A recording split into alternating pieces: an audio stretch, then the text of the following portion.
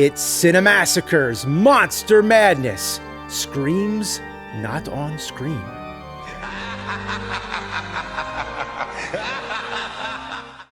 This year, Monster Madness has a special theme, and with it, an updated logo. To celebrate, we've got 3 new shirts, the red logo tee, available anytime, plus 2 limited Halloween editions, an orange logo on black, and a full orange shirt that's perfect for a Halloween party or roadside construction safety. Grab them now before these Halloween drops disappear forever. The only holiday that has Halloween beat when it comes to treats and desserts is Christmas. But with Halloween, there's something special. The allure of it has to do with the tradition of going door to door. As I mentioned before, it all goes back to Samhain, when people considered the end of the harvest season to be a scary time, when the nights would get longer and the spirits would roam. People would leave food or treats outside as an offering to the spirits. But its connection with modern trick-or-treating is blurry at best. In the medieval times, there was a practice called souling, where people would go door to door offering prayers for the deceased in exchange for soul cakes. Soul cakes were something between a biscuit and a cookie, and if we really wanted to be authentic with the holiday, we would give out those. But who wants that when you can have Hershey's or Reese's? The modern-day tradition of trick-or-treating didn't really emerge until within the last 100 years, especially when it started appearing in media. The 1952 Donald Duck cartoon Trick or Treat was among many depictions that helped popularize it. In the old days, it was less commercial and less regulated, so you never knew what you were going to get.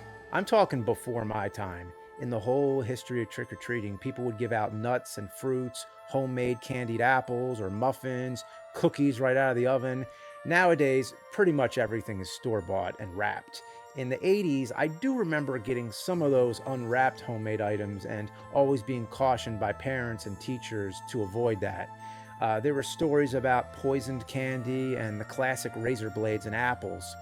Who knows how much of that was true, but it's the idea behind it that added a little bit of spooky appeal to the holiday. The notion that Halloween was this risky, somewhat dangerous kind of night. As a kid, it was a big deal because it was the only night when you got this much candy. Now, as an adult, it's not as exciting. If you really want candy, you can go to the grocery store and buy it all year round. But the appeal of Halloween candy and what sets it apart from other treats is the fact that you didn't get it from a store. You got it from somebody's house. Even though it's factory made and the old ways have been replaced by a whole consumer market, there's still something about Halloween candy that makes it special. I don't actually eat much candy, so I'm approaching this topic out of nostalgia. Trick-or-treating was a tradition that kind of died out for me in my later teen years and into adulthood. My college years were more about booze, I guess. But after becoming a parent and taking my children trick-or-treating, it revived the tradition for me. It brought it back into my life and reminded me of what it was like.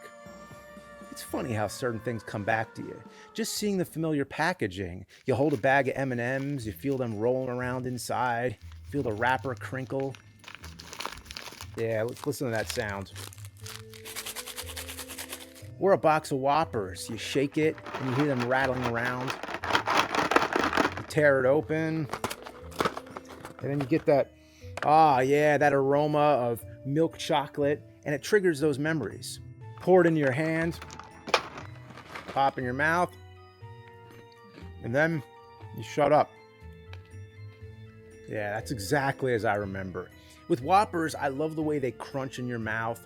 That moment they crack open, they release that toasted, malty flavor.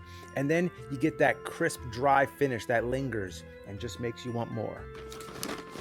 If I were to sit here and just talk about all my favorite candy, whether I've had them recently or not, I would probably have to name hundreds of them. Skittles, Butterfinger, Starburst, Kit Kat, York.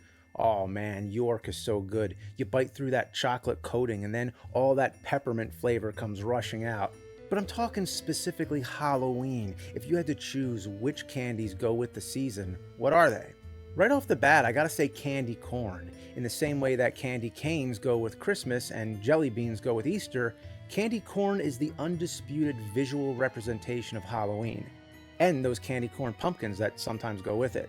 Nothing better says autumn and harvest like candy corn. That tritone color of yellow, orange, and white is well renowned. And while not everybody likes candy corn, I say it's not Halloween until you've had at least one handful of them. What do they taste like? I don't know, just some kind of fake sugar. They don't taste like corn, they don't look like corn, but you can use them as vampire teeth. In fact, they actually sell vampire teeth candy corn. The history of candy corn goes way back. Originally, it was called chicken feed, which is probably more accurate as far as shape is concerned. On Halloween, it's essential to see bowls of candy corn sitting out. Even if nobody wants to eat it, you at least gotta look at it. It just has to be there, like it's a decoration. As a kid, my favorite was Reese's, and probably still my favorite. Whether it's the Reese's Pieces variety that you leave out in your yard for ET, or the Reese's Cups kind, you can't go wrong. I was always a fan of the Reese's Cups. It's that simple mix of chocolate and peanut butter that can't be beat. I'll always remember that commercial with the vampire. I like to eat the peanut butter first. And then he drains it like he's sucking blood. It's so good. I heavily associate Reese's with Halloween because of its bright orange packaging. It always stands out on the shelf, and when it's in your trick-or-treat bag mixed in with all those other candies, you can always spot it. That's the first thing I would do when I got home, was pick out all the Reese's. Reese's kind of represents the Halloween colors, even beyond the orange packaging, the actual candy itself. Black for chocolate and orange for peanut butter, sort of. I mean, if there was any type of taste equivalent of those colors, I would say that Reese's is it, the taste of Halloween. I would also say M&Ms are probably one of the top Halloween candies, probably because of how common they are and the abundance of TV commercials. Who can forget all those famous M&M characters? They're iconic in general, but I'm talking the ones where they're dressed up trick-or-treating. They're well produced and are like mini Halloween specials. So the classic M&Ms are the ones with the chocolate at the center. You bite into that candy-coated shell and you taste that sweetness blending with the chocolate. The way it all melts together in your mouth is pure greatness. Now I sound like I'm advertising it. But there's also the peanut variety. Now I find these ones more substantial and more satisfying with that extra crunch and that lingering nutty taste. But many people still prefer the regular variety. So whether you're a fan of regular M&Ms or the peanut kind, they're one of the most classic Halloween treats. But for the record, you can put me down for peanut. In a nutshell, a creamy chocolate sweet honey nutshell, I'd say the nostalgia of Halloween is well encapsulated inside those sugary treats. Some things never change. You can always guarantee Halloween comes back every year, and all those candies you remember will always be around.